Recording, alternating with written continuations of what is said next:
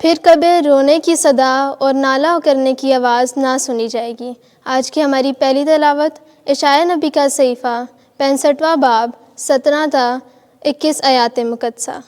خداوند یوں فرماتا ہے، دیکھو میں نئے آسمان اور نئی زمین کو پیدا کروں گا تو پہلی چیزوں کا ذکر نہ کیا جائے گا اور نہ وہ دل میں آئیں گی، بلکہ تم خوش ہوگے اور ان چیزوں کے بارے میں ابد تک شادمانی کرو گے جو میں پیدا کروں گا، کیونکہ دیکھو میں یروشلم کو شادمانی اور اس کی امت کو فرحت بنا دیتا ہوں، اور میں یروشلم سے خوش اور اپنی امت سے شادمان ہوں گا، اور بعضا اس میں رونے کی صدا اور نالہ کرنے کی آواز سنی نہ جائے گی، اور آگے کو وہاں کوئی لڑکا کم عمر نہ رہے گا اور نہ کوئی عمر رسیدہ جو اپنے ایام کو پورا نہ کرے، کیونکہ لڑکا 100 برس کی عمر کا ہو کر مرے گا، پر خطاکار اگرچہ 100 برس کا ہو معلوم ہوگا، اور وہ اپنا گھر بنائیں گے اور ان میں بسیں گے، اور وہ تاکستان لگائیں گے اور ان کا پھل کھائیں گے۔ پاک کلام کے پڑھے اور سنے جانے پر خدا کی برکت ہو۔ زبور 30 جماعتی جواب۔ اے خداوند میں تیری تعظیم کروں گا کیونکہ تو نے مجھے چھڑایا ہے۔ اے خداوند میں تیری تعظیم کروں گا کیونکہ تو نے مجھے چھڑایا ہے، اور تو نے میرے دشمنوں کو مجھ پر خوش ہونے نہ دیا۔ اے خداوند تو میری جان کو عالم اسفل سے نکال لایا، تو نے مجھے گڑھے میں اتارنے والوں سے محفوظ رکھا ہے۔ جماعتی جواب۔ اے خداوند میں تیری تعظیم کروں گا کیونکہ تو نے مجھے چھڑایا ہے۔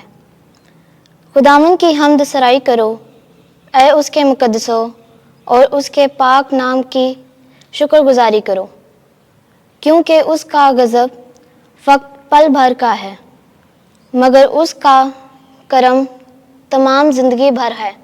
جماعتی جواب۔ اے خداوند میں تیری تعظیم کروں گا کیونکہ تو نے مجھے چھڑایا ہے۔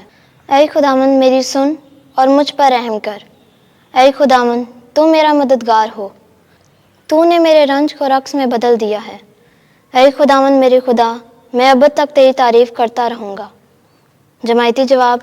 اے خداوند میں تیری تعظیم کروں گا کیونکہ تو نے مجھے چھڑایا ہے۔ خداوند آپ کے ساتھ ہو۔ انجیل مقدس یوحنا کے مطابق اے خداوند تیری تمجید ہو۔ چوتھا باب 43ویں سے 54ویں آیت۔ اپنے گھر جا، تیرا بیٹا جیتا ہے۔ اس وقت یسوع سامریہ سے روانہ ہو کر جلیل کو گیا، کیونکہ یسوع نے خود گواہی دی کہ نبی اپنے وطن میں عزت نہیں پاتا۔ اور جب وہ جلیل میں آیا تو جلیلیوں نے اسے قبول کر لیا، اس لیے کہ انہوں نے وہ سب کچھ دیکھا تھا جو اس نے یروشلم میں عید کے موقع پر کیا تھا، کیونکہ وہ بھی عید منانے گئے تھے۔ وہ پھر کانہ جلیل میں آیا جہاں اس نے پانی کو مے بنایا تھا، اور کفرنہوم میں ایک سر رشتہ دار تھا جس کا بیٹا بیمار تھا۔ اس نے جب سنا کہ یسوع یہودیہ سے جلیل میں آ گیا ہے تو اس کے پاس گیا اور اس کی منت کی کہ چل کر میرے بیٹے کو شفا بخش، کیونکہ وہ قریب مرگ تھا۔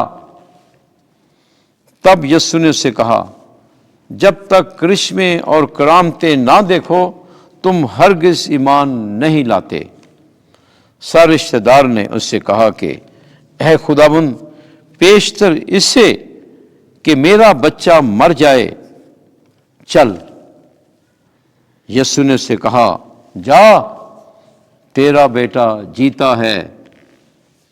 اس شخص نے اس بات کا یقین کیا جو یسوع نے اسے کہی اور چلا گیا، اور وہ راہ میں تھا کہ اس کے غلام اس سے ملے اور خبر دی کہ تیرا بیٹا جیتا ہے۔ تب اس نے ان سے پوچھا کہ اسے کس وقت سے آرام ہونے لگا تھا۔ انہوں نے کہا کہ کل 7ویں گھنٹے اس کی تپ اتر گئی۔ بس باپ جان گیا کہ وہ وہی وقت تھا جب یسوع نے اسے کہا تھا کہ تیرا بیٹا جیتا ہے، اور وہ آپ اپنے سارے خاندان سمیت ایمان لایا۔ یہ دوسرا کرشمہ ہے جو یسوع نے یہودیہ سے جلیل میں آ کر دکھایا۔ انجیل مقدس کے وسیلے سے ہمارے گناہ معاف کیے جائیں۔ اے مسیح تیری ستائش ہو۔